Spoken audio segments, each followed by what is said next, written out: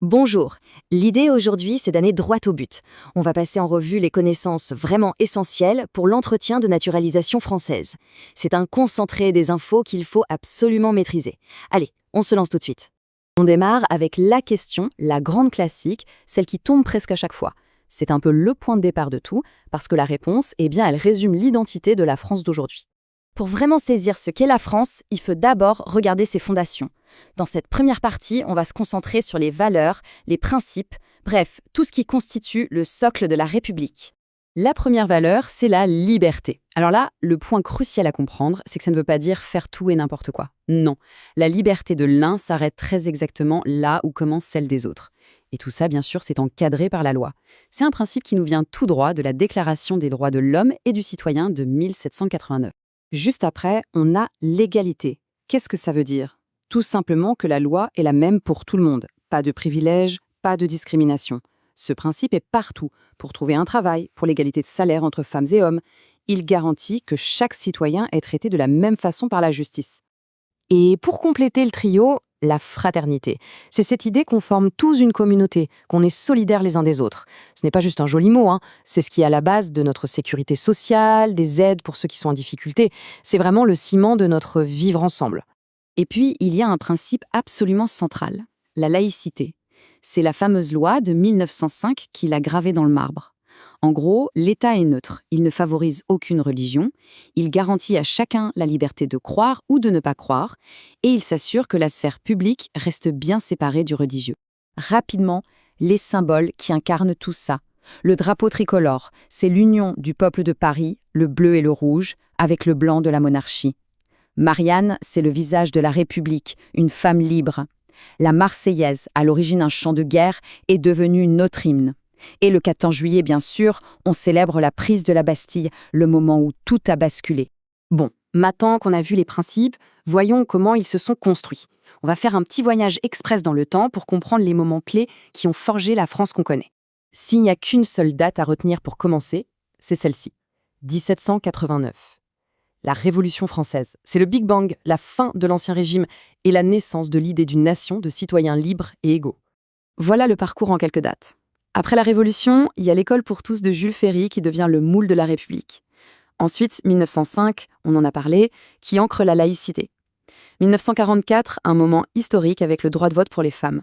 Et enfin, 1958, qui marque le début du régime politique qu'on a aujourd'hui. Et oui, on est bien dans la Ve République. Elle a été voulue par Charles de Gaulle pour une raison simple, en finir avec l'instabilité politique de la IVe République. L'idée, c'était de donner à l'État un pouvoir exécutif fort avec un président qui a un rôle central. C'est le système actuel. D'accord, mais alors comment ça marche, cette République, au jour le jour? On va jeter un œil à la mécanique des institutions françaises. Ce tableau, il résume un principe fondamental, la séparation des pouvoirs. Vous avez l'exécutif, donc le président et le gouvernement, qui appliquent les lois. Le législatif, c'est le Parlement qui les discute et les vote. Et enfin, le judiciaire qui est indépendant et qui vérifie que tout le monde respecte la loi. C'est un équilibre qui est la base de notre démocratie. Alors, comment on fabrique une loi en version simple? Une idée proposée, et là, elle commence ce qu'on appelle la navette parlementaire, des allers-retours entre l'Assemblée nationale et le Sénat. Il faut que les deux chambres tombent d'accord. Petite info, en cas de blocage, c'est l'Assemblée nationale qui a le dernier mot. Une fois que c'est voté, le président signe et hop, ça devient une loi. Être citoyen, ce n'est pas juste un papier d'identité. Non, c'est un vrai contrat, un équilibre entre des droits que la nation nous garantit et des devoirs qu'on a envers elle. Voilà ce pacte. Il faut le voir un peu comme une balance. D'un côté, il y a les droits, participer à la vie politique, pouvoir s'exprimer, être protégé par le système social. Et de l'autre, pour que ça tienne, il y a les devoirs, respecter les lois évidemment, contribuer à la solidarité en payant ses impôts, et participer à la défense du pays. Les deux vont ensemble, c'est indissociable. Bon, la France n'est pas toute seule, loin de là. Pour finir, regardons un peu sa place et son rôle sur la scène internationale. Ce petit aperçu montre bien les différentes facettes de la France. C'est une économie qui pèse, une culture qui attire des millions de gens et surtout un pays qui a joué un rôle central dans la construction de l'Europe et qui est très présent dans les grandes organisations mondiales. Et ça, ce point-là, il est vraiment capital. En tant que membre permanent du Conseil de sécurité de l'ONU, la France a une voix qui porte particulièrement sur les questions de paix et de sécurité dans le monde. C'est un statut très particulier, avec un droit de veto, qu'elle ne partage qu'avec 4 autres pays. D'un point de vue économique, mais aussi très symbolique, l'euro est un exemple parfait de l'engagement européen de la France. Le fait d'avoir adopté une monnaie commune avec ses voisins, ça a été une étape historique, vraiment, dans la construction d'une Europe plus unie. Pour terminer, impossible de ne pas mentionner quelques figures dont les actions ont tout changé. Charles de Gaulle, l'homme de l'appel du 18 juin et de notre République actuelle.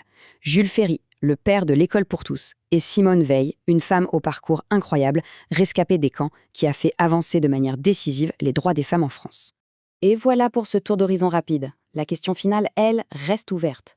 Parce que ces valeurs, liberté, égalité, fraternité, elles ne sont pas figées dans le temps.